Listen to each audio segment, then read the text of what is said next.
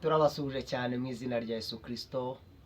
Amahoro y'Imana n'abane namwe aho muherereye hose, abari hano mu Rwanda, abari hanze y'u Rwanda, buri muntu wese aho aherereye wese, amahoro y'Imana, ubwiza bw'Imana, ubuntu bw'Imana nebumugeraho mu izina rya Yesu Kristo. Twongeye twagarutse muri wa mwanya mwiza cyane, wa mwanya tumaze kumenyera benshi, wa mwanya mwiza wo kumva ijambo, wo kumva byinshi. Kandi nyuma y'ibi ngibi turimo turategura, turimo turaganiraho, tuzajya tugira n'igihe kinini cyo kuganira ku buzima bwacu bwite.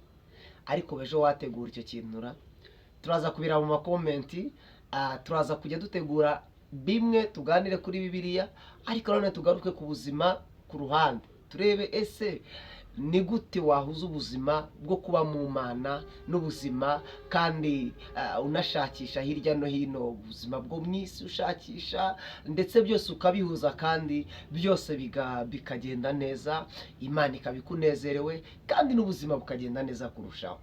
Rero Imana mu ijuru ibaho umugisha mwinshi cyane, mwe dukomeje kubana umunsi ku wundi kandi mukomeje kubitwereka, haba mu makomenti, abaduhamagara, abatwandikira ama message. Yesu abaho umugisha mwinshi cyane. Ejo tuganira, twari turi kuganira ku ntego y'umuntu wamaze kumenya no gusobanukirwa impamvu yaje ku isi. Tubanza kumenya neza, mbere na mbere tuganira twabanje kureba ese ni iki nkwiye gukora ngewe, ese ni gute nanezeza inshuti yanjye, ni gute nanezeza Imana. Rero twaraganire dusanga intego yacu nyamukuru ni uguhimbaza Imana, ni ukunezeza Imana, kuko Imana ni data, natwe turi abana. Imana ishimwe cyane, turi abana kandi umwana aba agomba kunezeza umubyeyi. Imana ibaho umugisha mwinshi cyane. Akenshi iyo tuganira ku buzima, tuvuga ku buzima bw'ubumana, tuvuga ku Mana, hari abantu benshi bibaza ngo Imana ibahe, Imana ninde, Imana byinshi, ugasanga buri wese afite ibibazo yibaza ku Mana, yibaza ati se Imana ni iki. Icyo ni cyo uyu munsi twateguye tugiye kuganira, kuko nk'uko twabivuze ku munsi wa mbere dutangira, tuvuga ko tugiye kuzaganira ubuzima bushya bwo muri Kristo Yesu, uko umuntu yaba muri Kristo Yesu, uko ubuzima bugenda buhindagurika umunsi ku wundi, cyangwa kuba mu buzima burambye muri Kristo Yesu. Ibyo byose tuzagenda tubibona uko bwije n'uko buke. Icyo ni ikintu kigari cyane, ni ibintu birebire cyane, ariko ndashaka tubanze tubihera ahangaha. Imana ni iki? Icyo ni ikibazo wakwibaza nawe. Rero tudatinze, nibyo bintu tugiye kuganira kuri uyu munsi. Imana ni iki? Igisubizo dore ngiki. Imana ni iki? Harimo ibisubizo byinshi bigiye bitandukanye, ariko byose ni ukuri. Ndavuga mu bikeya, ariko ibyo bisubizo byose ni ibisubizo by'ukuri. Icya mbere, Imana ni umwuka. Icya kabiri, Imana ntigereranywa. Icya gatatu, Imana ni iy'ibihe byose. Icya kane, Imana ni inyembaraga. Icya gatanu, mu buhanga bwayo, ni inyembaraga mu buhanga bwayo kandi irashoboye. Amen. Ibyo byose ni ibisobanuro bisobanura Imana yacu. Uyu mwanya wakubaza ngo Imana ni iki? Usubije ngo Imana ni umwuka, ntabwo wabubeshye. Usubije ngo Imana ntigereranywa, ntabwo wabubeshye. Iyo niyo Mana yacu. Twabisanga he rero? Reka dusome ijambo ry'Imana, riradufasha cyane kubyumva no kubisobanukirwa. Reka dusome mu gitabo Isezerano rya Kera, mu gitabo cyo Gutegeka kwa kabiri, turasoma umurongo wa 15 tugeze ku murongo wa 19. Haravuze ngo, nuko murinde imitima yanyu cyane, kuko mutagize ishusho mureba ku munsi Uwiteka yababwiraga kuri Horebu ari hagati mu muriro. Mwe kwiyonona ngo mwiremere igishushanyo kibajwe mu ishusho yose, igishushanyo cy'ikigabo cyangwa cy'ikigore, igishushanyo cy'inyamaswa cyangwa icy'itungo cyose kiri ku butaka, cyangwa ikiguruka mu kirere cyose, cyangwa ikikururuka hasi cyose, cyangwa icy'ifi yose yo mu mazi yo hepfo y'ubutaka.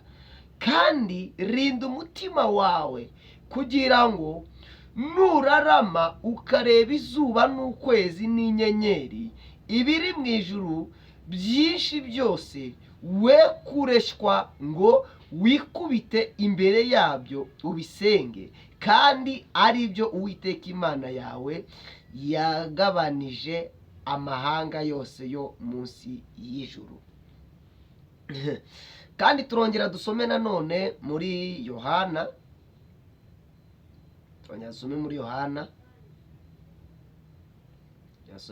igice cya mbere umurongo wa 18. Haravuze ngo uhereye kera kose nta muntu wigeze kubona Imana, ahubwo umwuka w'ikinege uri mu gituza cya se niwe wayimenyekanishije. Amen. Nanone turongera dusome muri Yohana ibice 4 umurongo wa 24. Ni nawo murongo nshaka ko dutindaho cyane, ni nawo murongo nshaka ko tugiye kuvugaho cyane. Haravuga ngo Imana ni umwuka, n'abayisenga bakwiye kuyisengera mu mwuka no mu kuri. Ikintu cya mbere twavuze mu kanya turi gusobanura Imana, twavuze ngo Imana ni umwuka. Ijambo ry'Imana riragarutse kandi ribihamya rivuga ngo Imana ni umwuka. Kandi niba ushaka kubana n'Imana neza, biragusaba gusengera mu kuri ndetse no mu mwuka. Kuko hari ikindi itari navuze, ariko Imana nanone ni ukuri. Rero bivuze ngo kugira ngo ubane n'Imana neza, kuko ejo twabivuze ngo kubana n'inshuti neza bisaba kugira ibyo umenya ku nshuti yawe. None iyo umaze kumenya Imana iyo ariyo, bigusaba kwisanisha n'Imana, ugasa n'Imana, ugakora ibyo Imana ishaka, ukayisenga mu kuri, ukayisenga mu mwuka. Iyo ugeze mu gice cy'umwuka, aho uri mu murongo mwiza. Iyo ugeze mu kuri, uba uri mu murongo mwiza ndetse cyane kurushaho. Amen.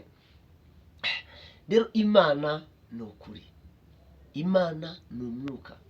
Uyu munsi wakubaza ngo Imana ni iki, umusubije ngo Imana ni ukuri, ntabwo wabubeshye. Umusubije ngo Imana ni umwuka, ntabwo wabubeshye. Kandi byinshi yakoze muri twebwe bitwemeza ko Imana yacu ari Imana y'imbaraga, bitwereka ko Imana yacu ari Imana y'ukuri, kuko ibyo yavuganye natwe yarabikoze, kandi n'ubu ngubu biracyavugana nawe nshuti yanjye. Hari ikindi kibazo kindi twakwibaza tumaze kumenya ngo Imana yacu kiriho. Wakwibaza ngo ese hari izindi Mana zirenze imwe?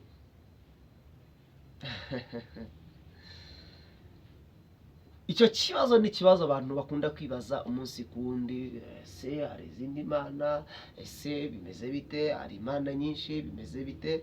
Ariko nanone kandi nakuzaniye nanone kandi ikindi gisubizo gisobanura icyo kibazo neza.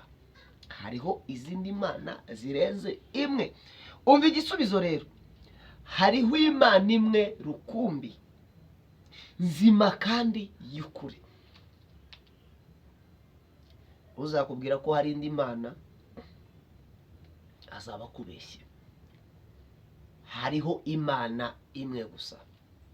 Wowe utari wabimenya, wowe utari wabyizera, hariho Imana imwe gusa. Wowe ukizera ibishushanyo, wowe ukizera bya bindi twavuze haruguru, ijambo ryatubwiye ngo ntukizere ibishushanyo, ntukizere ibyo byose, inyamaswa, igishushanyo cy'ikigore cyangwa cy'ikigabo, ibiguruka, ibyo byose, izo zose si imana. Ibyo byose wabyita ibigirwamana, ariko si imana. Imana ni imwe, imana y'ukuri, imana ishimwe cyane. Dufite imana imwe gusa nzima kandi y'ukuri. Reka turebe ijambo ry'Imana nanone kandi twihuta. Reka dusome ijambo ry'Imana mu Gutegeka nanone kwa kabiri, ariko reka tubanze dusome mu Bakorinto ba mbere. Tubanze dusome mu Bakorinto ba mbere, Bakorinto ba mbere, ibice byaho 8, 18,